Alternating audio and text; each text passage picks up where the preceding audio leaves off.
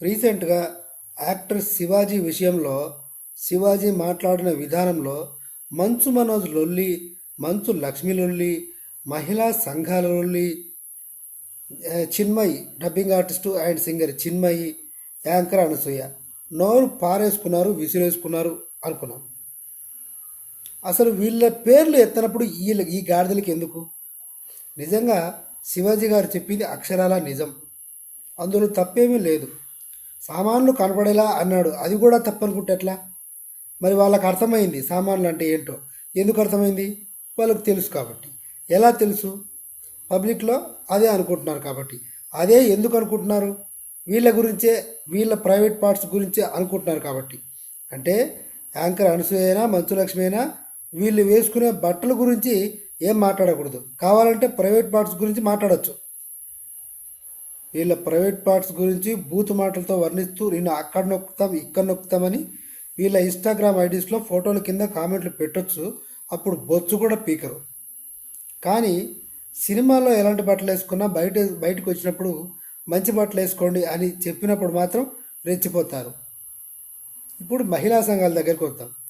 మహిళా సంఘాలు అన్నది శుద్ధ దండగా. ఈ మురిక్కుంట పందులు ఇవి మురికిలో పొరలే పందులతో సమానం, అంతకంటే ఎక్కువే. 5 నెలల పసికందు మీద అత్యాచారం చేసినప్పుడు ఏం పీకుతున్నాయి ఇవి మహిళా సంఘాలు? ప్రేమించి పెళ్లి చేసుకొని వరకట్న వేధింపుల కింద నడి రోడ్డు మీద తల బద్దలు కొట్టి చంపేశాడు ఒకడు. జస్ట్ రీసెంట్గా 4-5 డేస్ బ్యాక్. ఎక్కడ పీకుతున్నాయి మహిళా సంఘాలు? ఏం పీకుతున్నాయి? ఇంకో లేడీకి వరకట్న వేధింపులు సేమ్. 50 లక్షల కట్నం ఇచ్చారు, 1/2 కేజీ బంగారం ఇచ్చారు, ఘనంగా పెళ్లి చేశారు. ఓ పాప కూడా పుట్టింది. వరకట్న వేధింపులు. అత్త, మామ, భర్త ముగ్గురు కలిసి చితగొట్టారు ఆ అమ్మాయిని.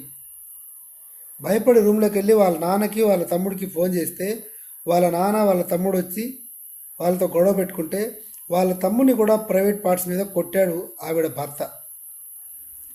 వాళ్ళ తండ్రిని రూమ్లోనే కొట్టి చంపేశారు. హాస్పిటల్కి తీసుకెళ్తుంటే ప్రాణం పోయింది. ఇది ఆడపిల్లకి జరిగిన అన్యాయం కాదా? దీని గురించి మహిళా సంఘాలు కానీ, టీవీ యాంకర్లు కానీ, ఈ అనసూయ వీళ్ళు ఎందుకు స్పందించరు? ఎందుకంటే వీళ్ళ పర్సనల్ కాదు కాబట్టి. ఇప్పుడు డ్రెస్సులు అంటే వీళ్ళ పర్సనల్. సిగ్గుండాలి కొంచెమైనా ఈ టీవీ ఆర్టిస్టులకి, సినిమా వాళ్ళకి, హీరోయిన్స్కి. సినిమాలో ఎలాగైనా వేసుకోండి, బయటకు వచ్చినప్పుడు మంచి బట్టలు వేసుకోండి అమ్మా, సమాజం చెడిపోతుంది అనే ఉద్దేశంతో చెప్పాడు. మహిళా సంఘం నోటీసులు. మా ఆర్టిస్ట్ అసోసియేషన్లో రిపోర్ట్ ఇవ్వాలి, వెళ్ళి సభ్యత్వం క్యాన్సిల్ చేస్తాం. ఈయన బకాసం పంతులు, పెద్ద కొడుకు మోహన్ బాబు గారి పెద్దబ్బాయి. ఏమిటి బెదిరింపులు? అందులో బూత్ ఏముంది అంటే ఎలా ఉందంటే, నిన్ను ఎత్తుకుపోయి కిడ్నాప్ చేసి నిన్ను మానభంగం చేస్తా అంటే కూడా తప్పు కాదు, మంచి బట్టలు వేసుకుంటే తప్పు. సో ఫైనల్గా నా లాంగ్వేజ్లో చెప్పాలంటే నువ్వు ఎంత మంచి మాటలు చెప్తావో అంత ఎదవవుతావు. అది